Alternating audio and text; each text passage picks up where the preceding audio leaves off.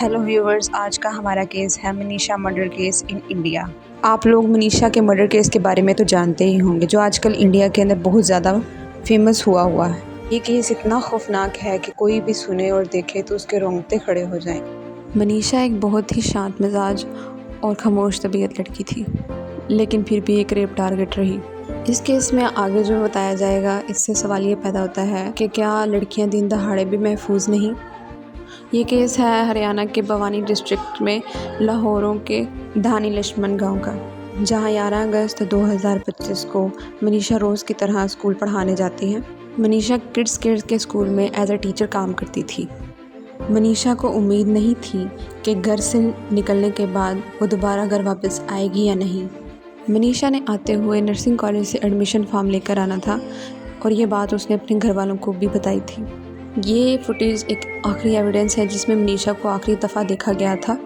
जब 3-4 बजे तक मनीषा घर वापस ना आई तो उसके दादा को फ़िक्र होने लगी। जब शाम के 7 बज गए तो दादा को मनीषा की और ज़्यादा फ़िक्र होने लगी।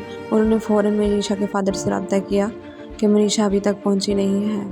फिर दादा और मनीषा के फादर सीधा पुलिस स्टेशन गए रिपोर्ट दर्ज करवाने के लिए, लेकिन पुलिस ने उनके ऊपर किसी किस्म की तवज्जो ना दी और ये कहकर भेज दिया कि मनीषा खुद किसी पार्टी यहाँ पिकनिक में गई है। मनीषा के दादा और उसके वालिद साहब पुलिस का ये रवैया देखकर बिल्कुल मायूस हो गए और उन्होंने खुद के तौर पर उसको ढूंढना स्टार्ट कर दिया, लेकिन उनको फिर नाकामी हुई।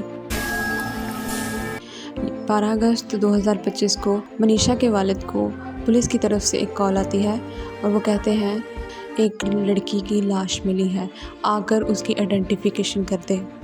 ये सुनकर तो मानो मनीषा के घर में एक कहराम मच गया। सभी दुआएं कर रहे थे कि काश वो लाश मनीषा की ना हो, लेकिन एक दिन गुजर जाने के बाद सबको इसी चीज़ की उम्मीद थी कि वो लाश ज़रूर मनीषा की ही होगी। पुलिस जब डेड बॉडी के पास पहुंची, उसकी हालत इतनी ख़राब थी कि कोई भी उसको देखता तो उसकी हालत ख़राब हो जाती। उसका गला काटा गया था, लेकिन सिर्फ कुछ इंचेस से उसकी गर्दन उसके सर के साथ जुड़ी हुई थी। बॉडी की हालत देखकर कोई भी अंदाज़ा लगा सकता था कि इसके साथ बदसलूकी की गई है।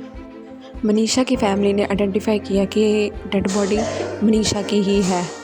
डेड बॉडी को पोस्टमार्टम के लिए भेज दिया गया था। पहले 2 दफ़ा तो पोस्टमार्टम ही गलत आया, तीसरी दफ़ा आवाम के दबाव पर आकर पोस्टमार्टम बिल्कुल ठीक आया और पोस्टमार्टम के अंदर जो चीज़ सामने आई वो सबको हिलाकर रख देने वाली थी। पोस्टमार्टम में वाज़ेह हुआ कि मनीषा का गैंग रेप हुआ था। उसके मुंह के अंदर तेज़ाब फेंका गया और बाद में उसकी गर्दन काट दी गई। इतनी दर्दनाक मौत कोई इंसान दूसरे इंसान को कैसे दे सकता है? ये दरिंदे ही होते हैं जो इस तरह की मौत दूसरे लोगों को पहुंचा सकते हैं। बाकी इसके पीछे कौन लोग हैं, ये राज अभी राज ही है। वो लोग अभी तक पकड़े नहीं गए। पुलिस की इतनी कड़ी कार्रवाई के बावजूद ज़रूर इसके पीछे कोई हाई पार्टी मौजूद हो सकती है, क्योंकि पोस्टमार्टम का गलत आना वो भी 2 दफ़ा और पुलिस का इतने आराम तरीके से इस केस को हैंडल करना वो भी इतने ज़्यादा अवामी दबाव के बावजूद। बाकी आप लोगों की क्या राय है, प्लीज़ कमेंट सेक्शन में मुझे ज़रूर बताएं। और मेरी एक ही हम्बल रिक्वेस्ट है, प्लीज़ इस वीडियो को जितना हो सकता है उतना शेयर करें।